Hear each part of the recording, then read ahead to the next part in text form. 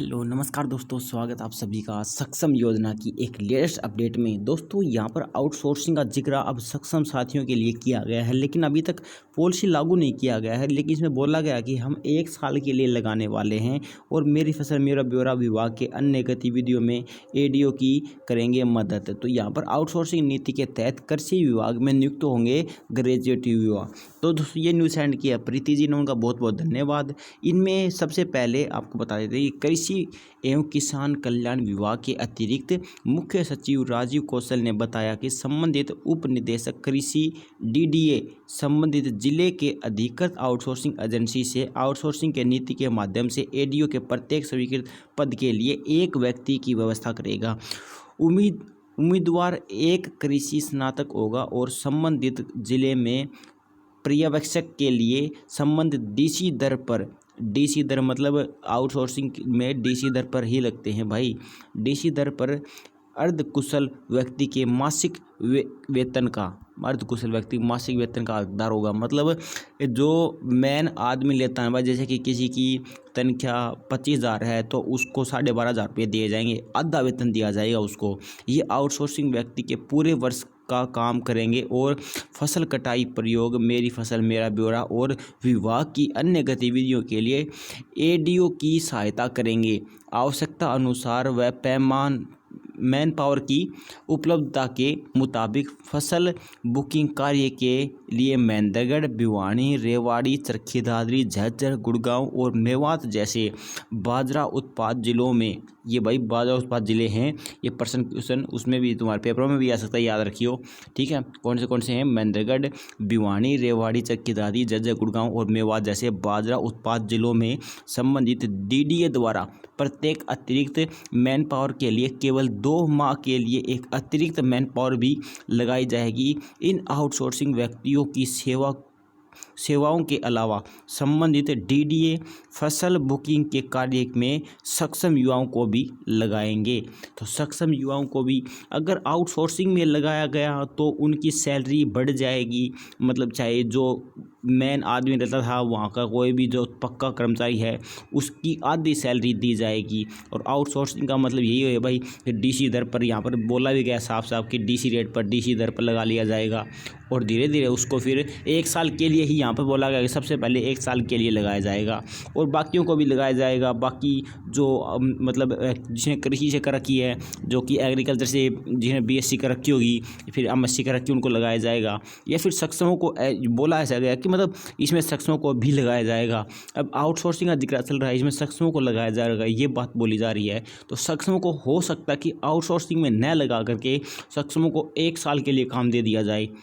मानते होगे जैसे कि अपने को 3 महीने का काम मिलता है, तो वहाँ पर कई बार बच्चों को 6 महीने का काम भी दिया जाता है। और स्टार्टिंग में जब सक्षम योजना शुरू हुई थी उस टाइम पे बच्चों को सीधा 3 साल का कार्य मिला हुआ था। 3 साल का कार्य मिला हुआ था, उसके बाद 2 साल का मिलने लगा, फिर 2.5 साल का, फिर 1 साल का, 1.5 साल का, कुछ ऐसे करके 6 महीने का, फिर 3 महीने का आ गए काम। हो सकता है आने वाले समय में सक्षमों को 1 महीने या 2 महीने का काम मिल सके। ये भी आपको कड़वी सच्चाई बताया जा रही है। लेकिन यहाँ पर जो बोला जा रहा है कि अब सक्षमों को 1 साल के लिए कार्य, अगर सक्षम की साइट के द्वारा सक्षमों को कार्य दिया जाएगा तो यहाँ पर आपको फिर आउटसोर्सिंग के जरिए इसमें कोई आपका लेना देना नहीं होगा। और ऐसा भी हो सकता है कि आपको आउटसोर्सिंग के जरिए किसी न किसी जगह पर डीसी रेट के लिए 1 साल के लिए भेज दिया जाएगा। तो दोस्तों 1 साल के लिए भेज दिया जाएगा तो इसका मतलब है आपको आउटसोर्सिंग में भेज दिया गया है। यहाँ पर सक्षम की होम पेज पे भी लिखा हुआ होता है outsourcing private government placed permanently, वो यही है और आउटसोर्सिंग का नाम भी उसमें। तो सक्षमों को आउटसोर्सिंग में भी भेजा जाता है, डीसी रेट पे भी भेजा जाता है, फिर वहाँ से सक्षम योजना में से उसका काम ख़त्म कर दिया जाता है, उसका भत्ता काट दिया जाता है और उसको आउटसोर्सिंग पॉलिसी में भेज दिया जाता है, चाहे उसको वहाँ पर जितनी भी सैलरी मिलती हो। लेकिन सक्षमों से तो ज़्यादा सैलरी मिलेगी, लेकिन मिलेगी 1 साल के लिए ही। यहाँ पर 1 साल का ही जिक्र किया गया है। कहीं ये बोले कि कल को, सारा डाउट आपको अभी मैं लेकर देता हूँ, कहीं कल को यही बोलो कि आप मतलब हमारा तो 1 साल के लिए भेजा है, उसके बाद क्या? उसके बाद का अभी तक कोई प्रावधान नहीं है, सिर्फ 1 साल का इसमें जिक्र किया गया है कि इसमें सक्षमों को भी लिया जाएगा। तो सक्षमों को लिया जाएगा तो 1 साल के लिए या तो उनके पास काम का मैसेज आ सकता है या फिर उनको 1 साल के लिए कहीं ना कहीं भेजा जा सकता है। ये सिर्फ 2 ही रूल हैं कि आपको कहीं ना कहीं कैसे कैसे भेजा जा सकता है। तो 1 साल के लिए सक्षमों के पास काम का मैसेज आ सकता है। तो अपना अपना एक बार चेकआउट जरूर करते रहना।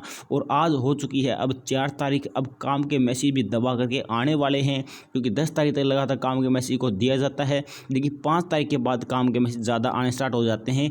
और पिछली बार बोला गया था कि हम 5 तारीख तक उपस्थिति अपलोड कर देंगे। तो धीरे धीरे कल भी, परसों भी, आज 4 तारीख हो चुकी है, तो आज चौथा दिन है, लगातार भत्तों की 1 तारीख से भत्ता अपलोड हो रहा है। और धीरे धीरे धीरे अब सभी का भत्ता अपलोड हो जाएगा और धीरे धीरे उनकी जो है सैलरी भी आएगी।